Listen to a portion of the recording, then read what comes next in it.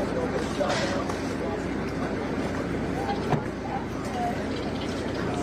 I can get everybody to get behind me, just a straight line. Line up, however.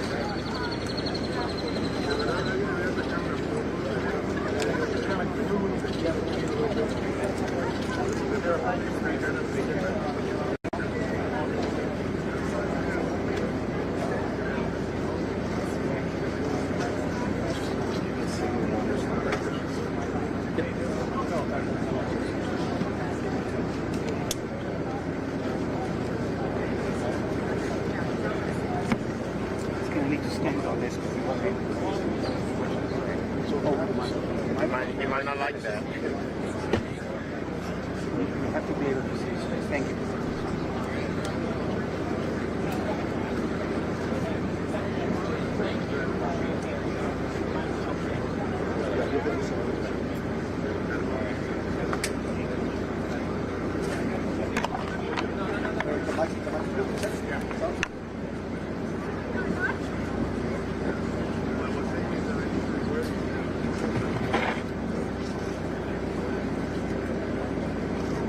You guys good?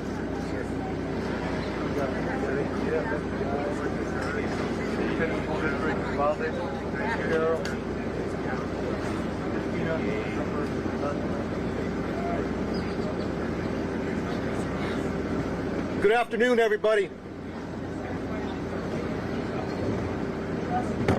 Good afternoon, everybody. My name is Victor Escalon, Regional Director for DPS South Texas. Thank you so much for being here today. My goal today on this press conference, is to give you a snapshot where we're at today. This incident happened on Tuesday, May 24th. So there's a lot of information, a lot of moving parts. We have a lot of people involved in this investigation. I'm going to give you a summary of what happened. But before I do that, I was able to make it here during the event on May 24th. Same with a lot of other law enforcement officers that came to this event, this critical incident. I got to see the victims, I got to see the officers, I got to see the community members. It is so hard. It's hard to take. It's traumatic. We're all hurting inside. We're hurting inside for the community members in Uvalde, Texas. We're hurting inside with our local partners that have to live here and work here every day. The victims, the family members, we feel for them. I'm a father. I can't go home tonight and hug my kids. That hurts. The members behind me are family members. Their kids. It's tough. It's tough. It's hard. But that gives us the motivation to move on, to do good work for Uvalde, Texas, for the victims. We speak for the victims, and we take that dearly. Before I get started, Texas Rangers are leading this investigation. But we can't do it alone. We cannot do it alone. We have ATF, FBI, CBP, Border Patrol, Uvalde County District Attorney's Office. The list goes on and on and on. But the agencies I told you are the main ones that are assisting with this investigation. We want to know what happened. Recreate the scene. That takes days. That takes hours. That takes time. A lot of information. Then we have to do a lot of interviews. So we just started. We started on Tuesday. Today's Thursday. We're still grabbing a lot of information. We also, what's important to us, it's why. Why did he do this? Why did he do this? Who is this man? The suspect. We're going to find out. With all the different agencies that are involved, we're working every angle that's available. And we won't stop until we get all the answers that we possibly can. So again, I want to thank these men and women that are behind us supporting the DPS and the Rangers. So there's a lot of information I'm going to give you. There's some new information as of Tuesday that I wanted to clear up, that we want to clear up, that's been pushed out. We'll continue to have updates in the coming days once the information is obtained and we're able to confirm and corroborate that. We want to make sure we're pushing out the right information. Early on, when we came in, we were receiving a lot of information from a lot of different locations. That's a baseline. You start there. We made some reports. But since then, we started doing interviews. We started working the crime scene, so we're cooperating. I want to share some of that. It's a small piece of information right now, but it'll grow within days. So please, thank you for being here and being patient with us. It means a lot.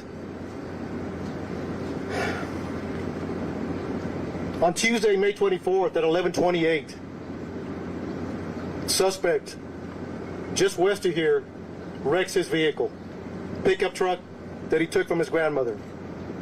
He had just shot his grandmother in the face. She's alive. She's stable at this point. At 11:28, he's sitting there at the Bardage. He jumps out the passenger side of the truck. According to witnesses, he's got a long arm, rifle, and a bag. Later we find out it's ammunition. He walks around, he sees two witnesses at the funeral home across the street from where he wrecked. He engages and fires towards them. He continues walking. He continues walking towards the school. He climbs a fence. Now he's in the parking lot, shooting at the school multiple times. 11:40, he walks into the west side of Robb Elementary. According to reports, video we have obtained from outside, inside, and again, we're still combing through that, so bear with us. Multiple rounds, numerous rounds are discharged in the school. We're trying to get a number. We're in the process of analyzing that video. 4 minutes later, local police departments, Uvalde Police Department, the Independent School District Police Department are inside, making entry. They hear gunfire, they take rounds, they move back, get cover. And during that time, they approach where the suspect is at. According to the information I have, he went in at 11:40. He walks, and I'm going to approximate 20 feet, 30 feet. He makes a right. He walks into the hallway, he makes a right, walks another 20 feet. Turns left into a schoolroom, into a classroom that has doors open in the middle. Officers are there, the initial officers, they receive gunfire. They don't make entry initially because of the gunfire they're receiving. But we have officers calling for additional resources. Everybody that's in the area, tactical teams. We need equipment. We need specialty equipment. We need body armor. We need precision riflemen, negotiators. So during that time that they're making those calls to bring in help to solve this problem and stop it immediately, they're also evacuating personnel. Let's say personnel, students, teachers. There's a lot going on. A lot complex situation. They're measuring. Approximately an hour later, U.S. Border Patrol tactical teams arrive. They make entry, shoot and kill the suspect. But you also had a Zavala County deputy and Uvalde Police Department that made entry and killed the suspect. immediately, numerous officers. Now it turns into a rescue operation. How do we save these children? How do we save these children? Some made it out. We don't have a hard number yet, but that was a goal. And then continuing, making the area safe continued. It's a lot of moving parts afterwards. But during, they were taking gunfire, negotiations, and developing a team to make entry to stop them.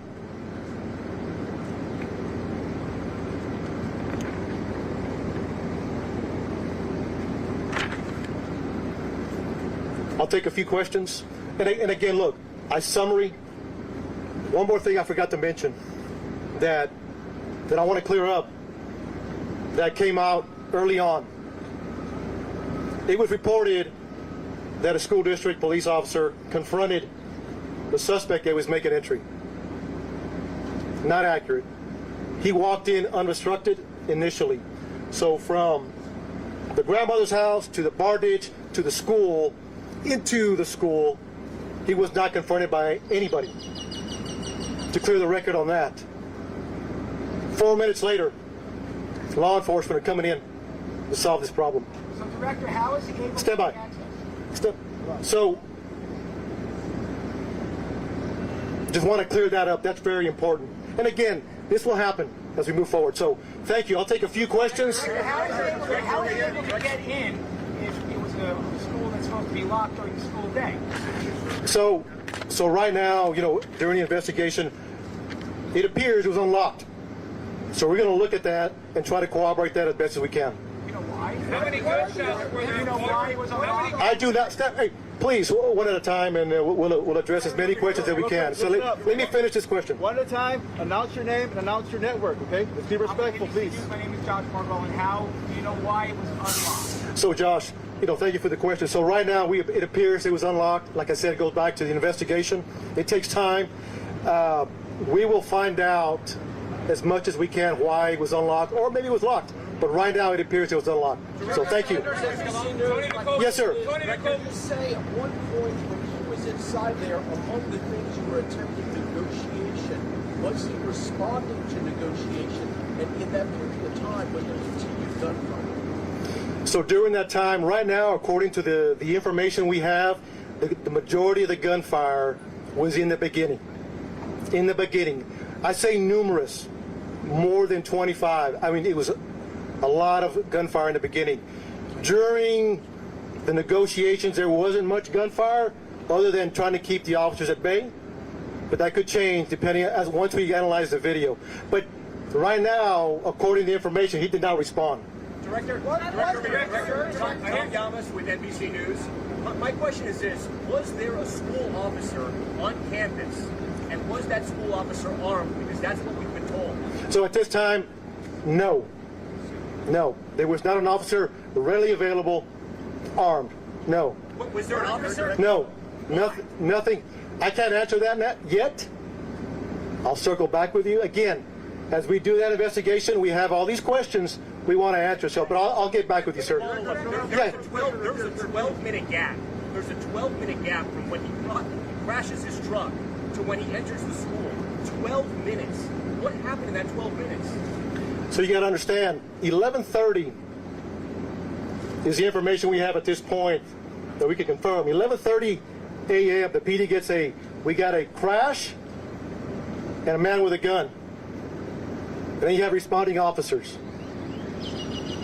That's what it is. If it's 12 minutes, from 11:30 to 11:40, that's the information we have right now. Look, at the end of the day, our job is to report the facts and have those answers. We're not there yet. Over here. When was the first 911 call? Say it again. When was the first 911 call? How long So did it take to respond to the scene? So right now, the first 911 call is at 11:30. I will get the time what it took to respond. So we'll have that answer. Yes. Could. There's a lot of possibilities.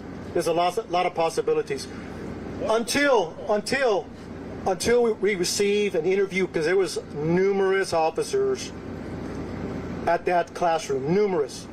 Once we interview all those officers, what they were thinking, what they did, why they did it, the video, the residual interviews, we'll have a better idea. Could anybody have gone there sooner? You gotta understand, small town. Yeah, people from Eagle Pass, from Del Rio, Laredo, San Antonio responding to a small community. Based on the information you have so far, sir, should the officers have gone in sooner? Should they have waited for those tactical teams, or should they have gone right? That's a tough question. That's a tough question. Again, it goes back, our job is to report the facts. Report the facts, and later we can answer those questions. Based on what you know so far, should those officers... I don't have enough information to answer that question just yet. So, one more question, please. Is it accurate that eyewitnesses and potentially parents of the students were urging the police to go in while you were waiting for a tactical SWAT team, even that some parents were asking to borrow police armor so they could make a counter assault on the school? I have heard that information, but we have not verified that yet. So, What part haven't you verified? we have not verified is that a true statement or not. Or is it just rumor out there? So you got to understand, we're getting a lot of information we're trying to track down and see what is true. We want to vet it. That's all I have for questions. Thank you so much.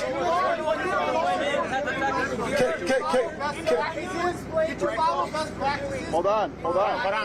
Hey, So look, we appreciate the questions. What were the officers doing between 11:44 and 12:45? I got you. Questions? Yes, sir. Barricaded behind that. You guys have said that he was barricaded. Can you explain to us how he was barricaded and why you guys did not breach that door? So I am taking all your questions into consideration. We will be doing updates. We will be doing updates to answer those questions. Answer that question now. I think there's a lot What is your name? Shimon Pope. Shimon. I hear you. Because we've been given a lot of bad information, so why don't you clear all of this up now and explain to us how it is that your officers who were in there for an hour, yes, rescuing people, but yet no one was able to get inside that room. Shimon, we will circle back with you. We want to answer all your questions. We want to give you the why. That's our job. So give us time. I'm taking all your questions. I'm taking them back to talk to the team. And look, thank you for being here. We'll talk soon. We'll talk soon. Thank you. En español, ¿puedes decir algo en español, por favor? Director,